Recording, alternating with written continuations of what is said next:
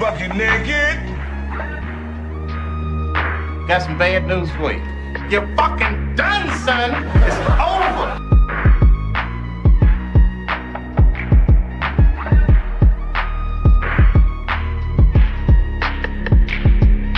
Please hit the gym. Please hit the gym, and the pH needs to be balanced as well.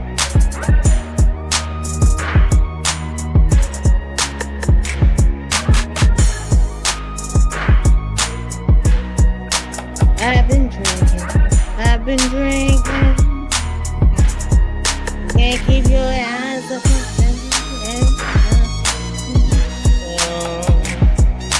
Right now.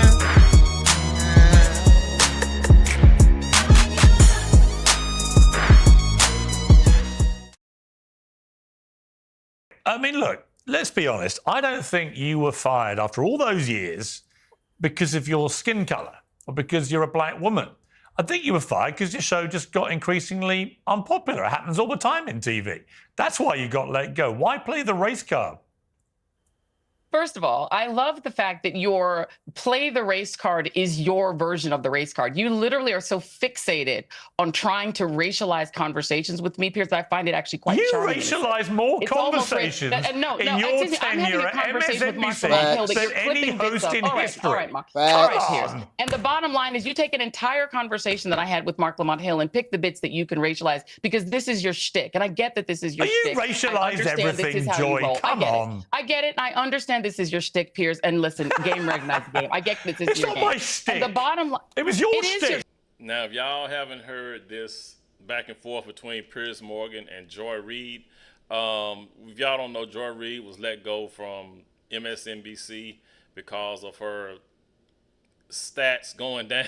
People weren't watching her, and because of a lot of racial rhetoric coming out of her mouth, right? So Piers is just telling it like it is. He's telling what everybody saw whenever they watched, you know, her or saw her clips of her ranting and all that.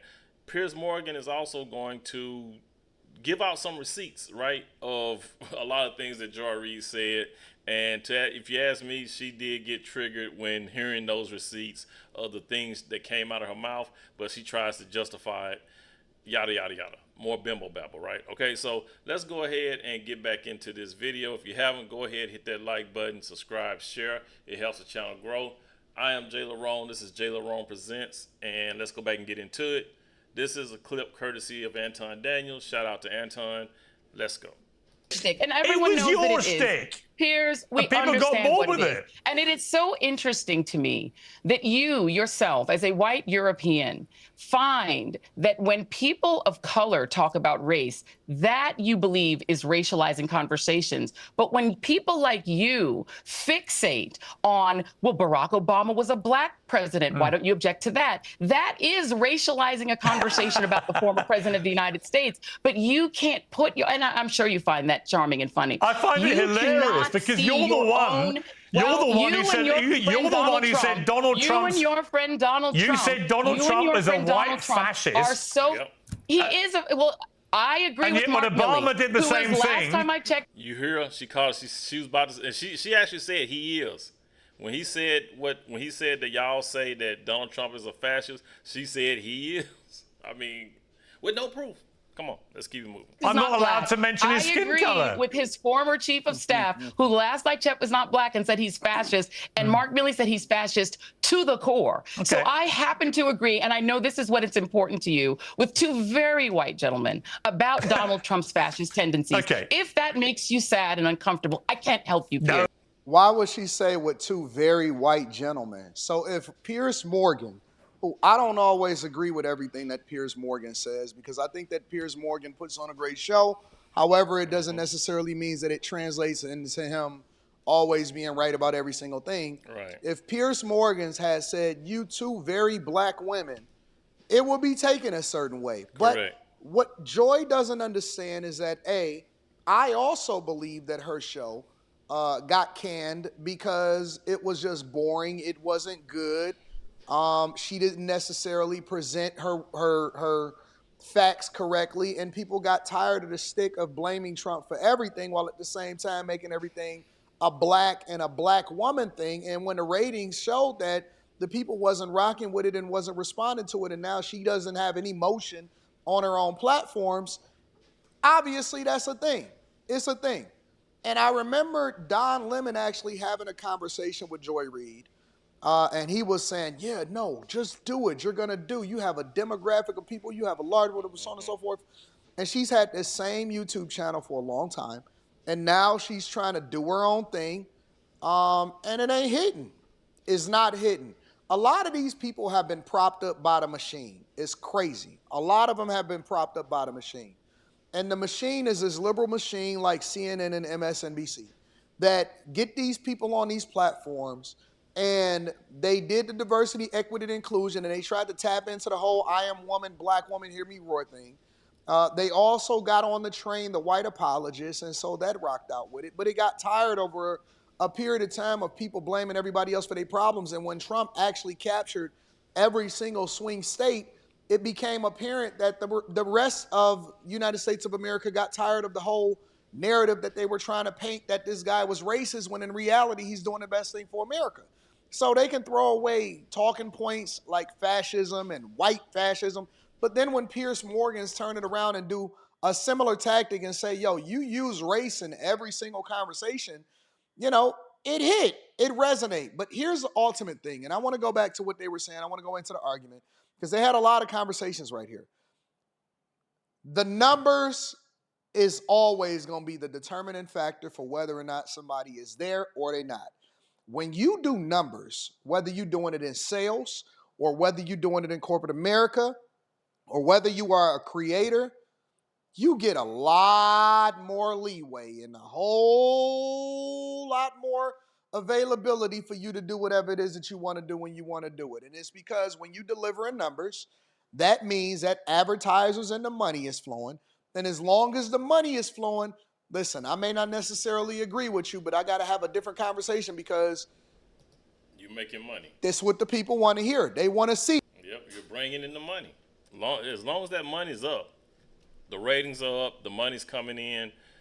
Like I said, yeah, they might have some, concerns about your rhetoric or what you're saying, but as long as you keep it, you don't go too high in the bullshit.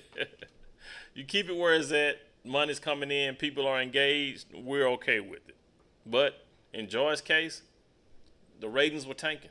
People got tired of hearing what she was saying. What you got to say. But when the numbers ain't numbering and you being belligerent, you out the door, fam. Oh, yes, it There's made me nothing sad I and can do about uncomfortable. it. I think it makes you a little bit of a hypocrite, but that's different. Now, President Trump reacted to your departure by saying, low-life chairman of Comcast, Brian Roberts, the owner of ratings-challenged NBC and MSNBC, has finally gotten the nerve up to fire one of the least talented people in television, the mentally obnoxious racist Joy Reid, based on her ratings, which were virtually non-existent, should have been canned long ago, along with everyone else who works there. What's your response to that? Many of us carry around beltlets. Fast, what Donald Trump to me that you think it's important that I care what Donald Trump says about me. It's a badge of honor. If he dislikes me, then I think I'm doing something right. I have zero respect for Donald Trump, and therefore, if he feels the same way about me, then the feelings are quite mutual, and I'm very, very proud of that and happy with it. Okay, I want to play a clip. This is you talking about, you attacking parents. You spoke out about their concerns about gay and paedophilia pornography books being placed in school libraries. The question I'm asking is, what is the expertise that you have and other Moms for Liberty advocates have to decide that a book, an award-winning book like All Boys Aren't Blue, isn't appropriate for students to read? What is your expertise? What a tragic story of a young man who's anally raped by his adult family member. So you have incest, rape, pedophilia. Joy, you said you'd let me answer, so I'm going to answer Please for you. In what context is a strap-on dildo acceptable for public school? Just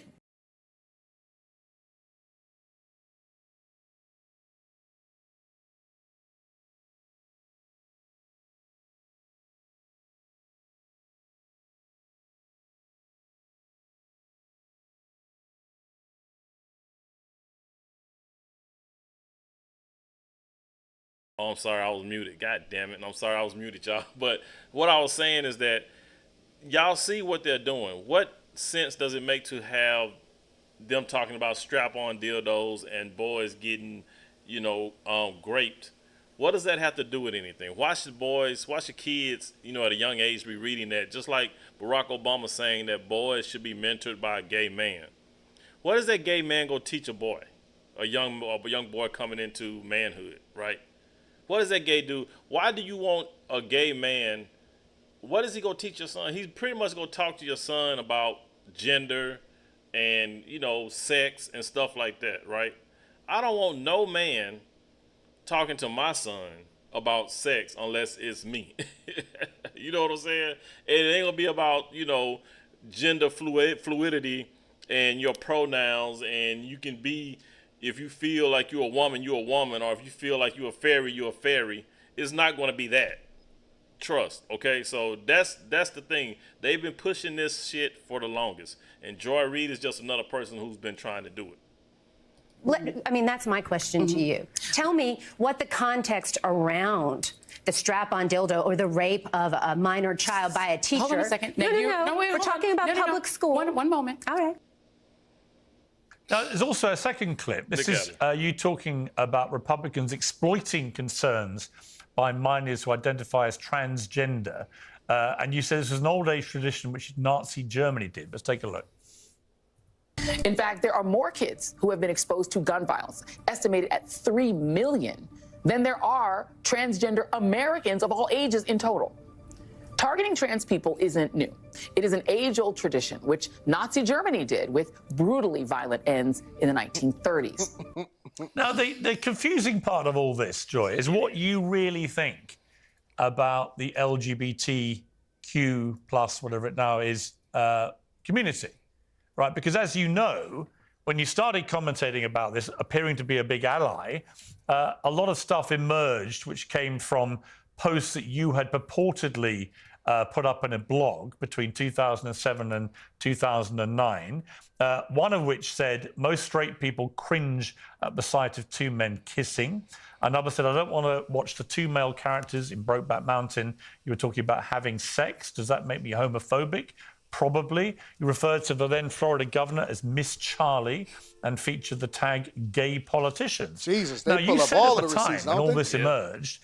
And have you noticed that these same people who try to push LGBTQ and gay and same sex are the same people who talk about it like it's a negative?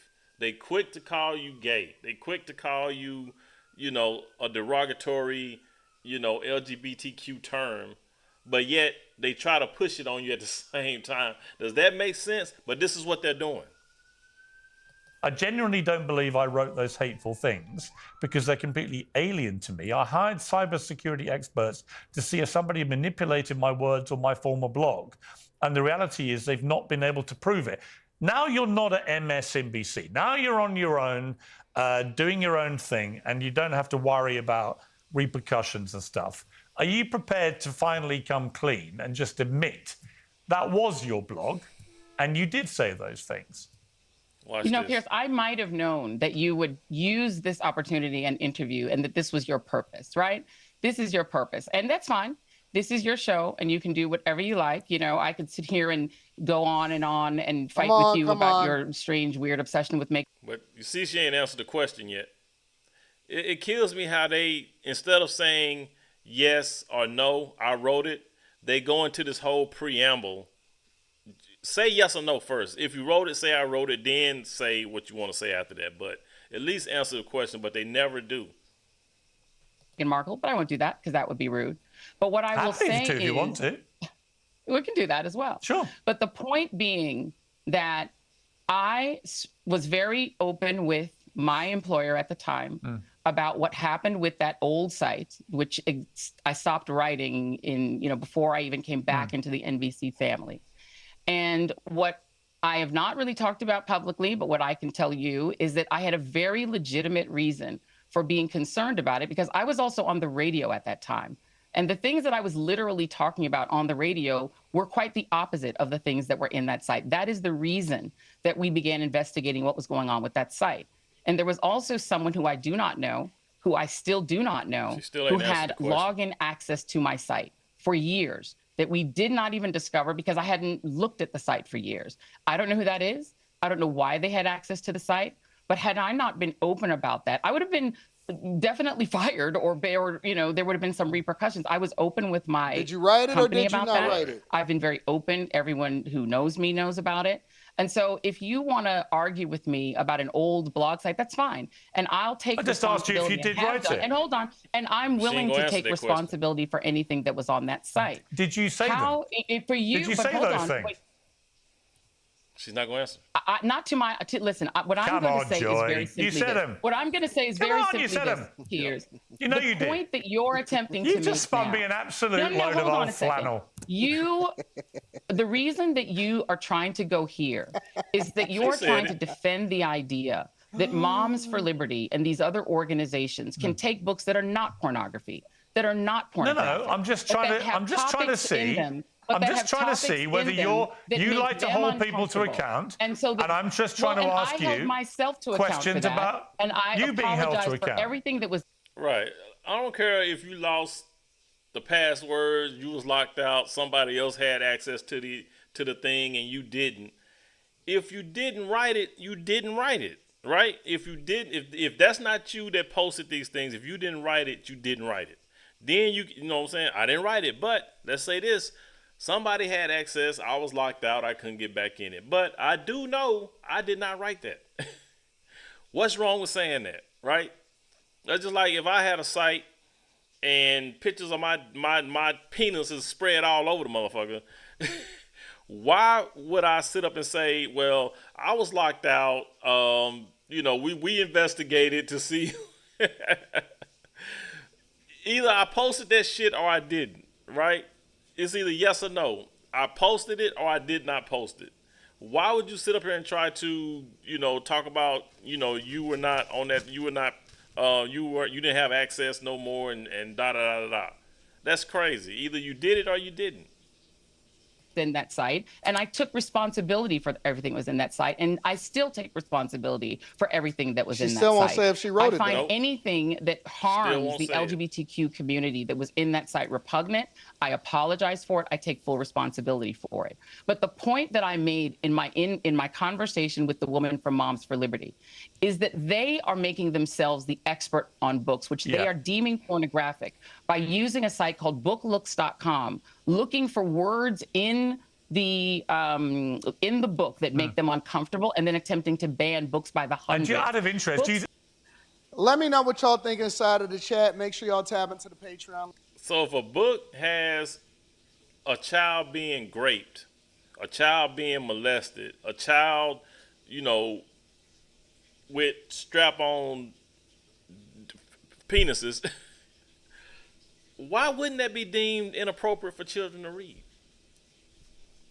Yeah, like this is crazy, but yeah, drop some comments down below, man. Let me know what y'all think. Piers came with all the receipts of what Joy Reid has said over the years. She couldn't handle it. Then she tried to backtrack on some posts that never answered the question if she made those posts or not. But we all know if you didn't do it, you didn't do it.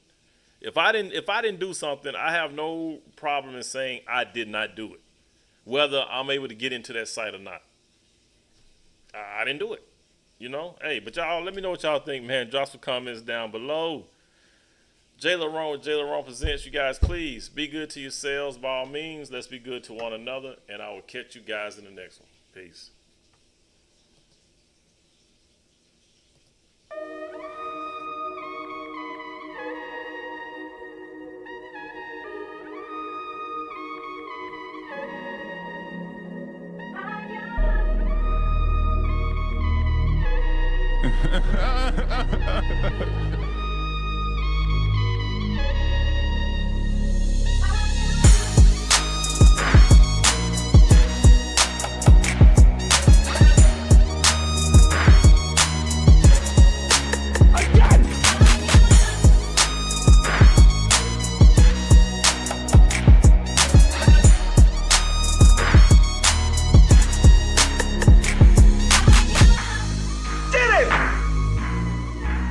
Bucket naked. Got some bad news for you. You're fucking done, son. It's over.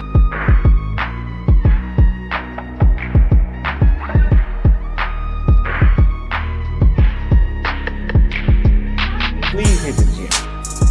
Please hit the gym, and the pH needs to be balanced as well.